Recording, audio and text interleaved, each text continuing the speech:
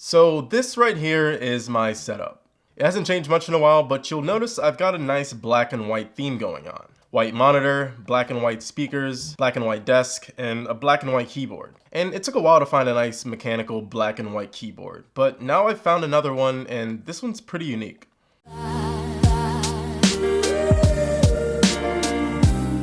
Yo, what's up guys, Austin here, and in this box is a really interesting keyboard sent to me by a company called Lo-Free. And it's interesting for two reasons. One, it's mechanical and wireless, and I've had a tough time finding one that's mechanical, wireless, black and white, pretty much checks all boxes. And two, its design was inspired by a typewriter, so it actually looks pretty awesome. But enough talking, let's just get right into it. So this keyboard is actually launching in May, so this is probably not the final packaging, but inside the box you get the keyboard itself and a right-angled micro USB cable because it actually attaches to the side of the keyboard instead of the back, which is kind of interesting. I don't know why they put it there, but whatever.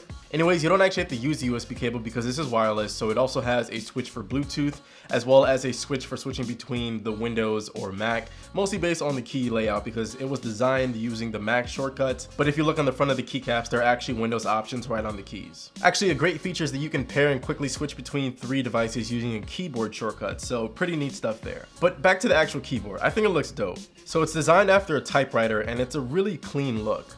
All of the keycaps are rounded and concave, just like an actual typewriter, and it's in a nice small package. Like I said before, it was designed initially for Mac, so it has the same function keys for things like brightness and expose. And oh yeah, it's backlit too, so already 2 things that my old keyboard wasn't. And the levels of brightness are actually adjustable, so that's pretty cool too. The backlight can wear down the battery a bit, but if you use it without the backlight, you can actually get 15 months on a single charge, which is pretty damn good. The keyboard automatically goes to sleep when you stop using it, so you don't really have to worry about charging it all the time. Now, actually typing on it is a mostly pleasant experience, but perhaps not for everyone. This is a mechanical keyboard, so like every other mechanical keyboard, you get that great tactile response, along with that beautiful but loud clicking sound. You can take the keycaps off and actually see the blue switches under there. Some people hate it, but I feel like most people love it once they actually start using one. Really, the only negative thing I could find about this keyboard was the somewhat awkward key layout. So all the keys are circular, which looks great, but it definitely has trade-offs. So first, the backspace key is super short, which is annoying because I use it all the time and I'm used to having more room there. Also, the tab key, not as big of a deal, but something to note. But then we come to the greatest travesty of all. Holy mother of God, that is weird. Look at it, that is the most awkward placement for directional keys I have ever seen in my life.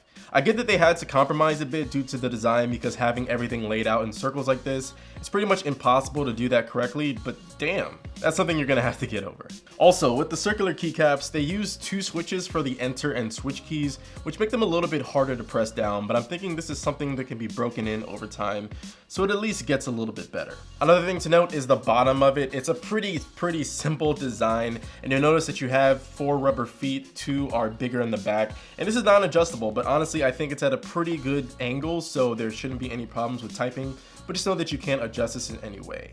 But overall, I am digging this keyboard. It's got a really unique design and it comes in some really sweet colors. It's probably not for the most serious typists, but for anyone who just wants a really clean, minimalist keyboard for their setup, this is a fantastic option. And apparently a ton of people agree with me because they've already raised over $300,000 in less than a week. So no, I'm probably not alone. So that's it for this video. If you guys are interested, I'll have links in the description to the Indiegogo campaign so that you guys can pick this up if you're interested. But anyways, I hope you guys enjoyed the video. Thank you guys so much for watching. Thumbs up if you like this, subscribe if you haven't already, and I'll catch you guys in the next one.